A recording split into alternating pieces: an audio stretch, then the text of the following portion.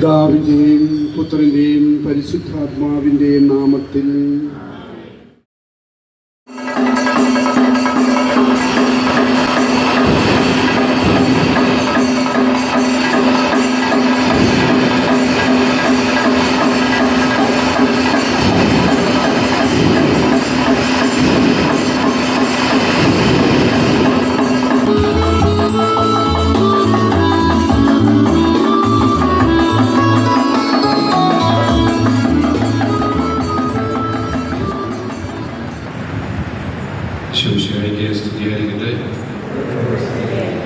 ഉള്ളൂര് തിരുനാളിൻ്റെ ആദ്യ ദിവസമാണ്. ഈ വർഷത്തെ തിരുനാൾ ദൈവകൃപയാൽ ഏറ്റവും ഭംഗിയായി നടത്തുവാനുള്ള വലിയ അനുഗ്രഹത്തിനായി യാചിച്ചു നമ്മുടെ എല്ലാവരുടെയും പ്രാർത്ഥനാ നിയോഗങ്ങളെ വിശുദ്ധ തോമാസ് ശ്ലീഹായുടെ നിയോഗങ്ങളോടും സ്തുതികളോടും ചേർത്ത് സമർപ്പിച്ചുകൊണ്ട് നമുക്ക് ഈ വിശുദ്ധ ബലിയിൽ പങ്കുചേരാം.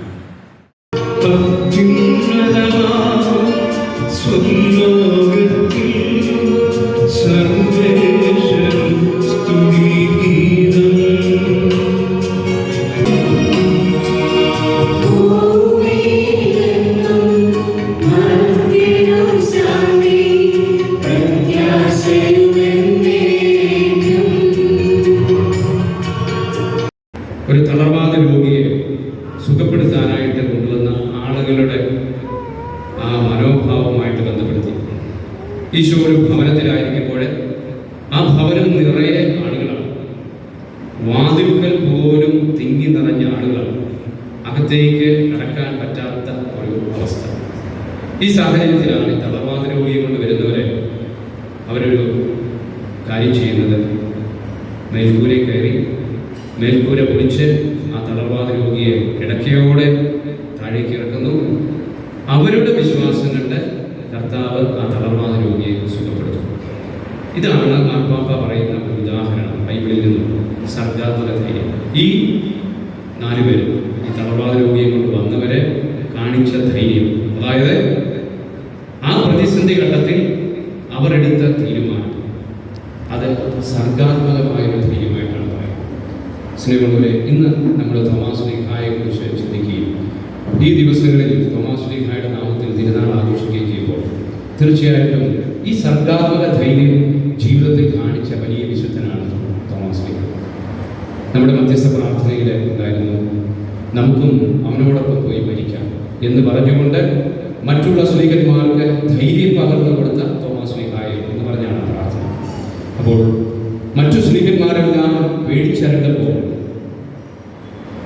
അവർക്ക് ധൈര്യം കൊടുത്ത തോമാസ് ശ്ലീഹ കാണിച്ച ധീരത, അത് ഒരു തരത്തിൽ സർഗാത്മക ധീരതയാണ്.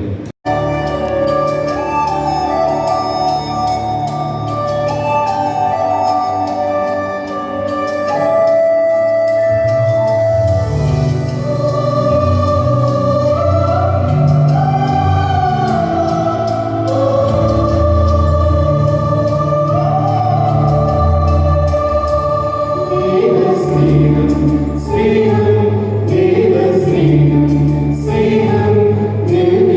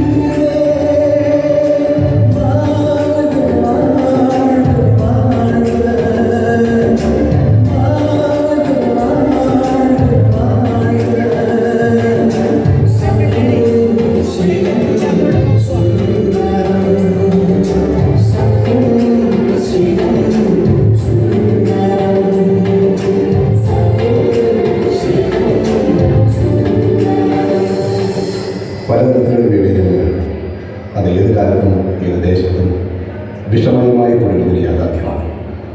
നിറം, വർഗം, ഭാഷ, സമ്പത്ത് അങ്ങനെ മനുഷ്യനെ പലതരത്തിൽ നിർത്തുന്ന വിവേചനത്തിൻ്റെ കാരണങ്ങളിൽ വസ്ത്രവുമുണ്ട്. ഒരു തുള്ളിനീളത്തിൻ്റെ ഏറെ പ്രചാരം ലഭിച്ച പഴയൊരു പരസ്യവാചകമുണ്ട്. വസ്ത്രം മനുഷ്യന്റെ മനസ്സ് തെളിയിക്കുന്നു, വസ്ത്രത്തിൻ്റെ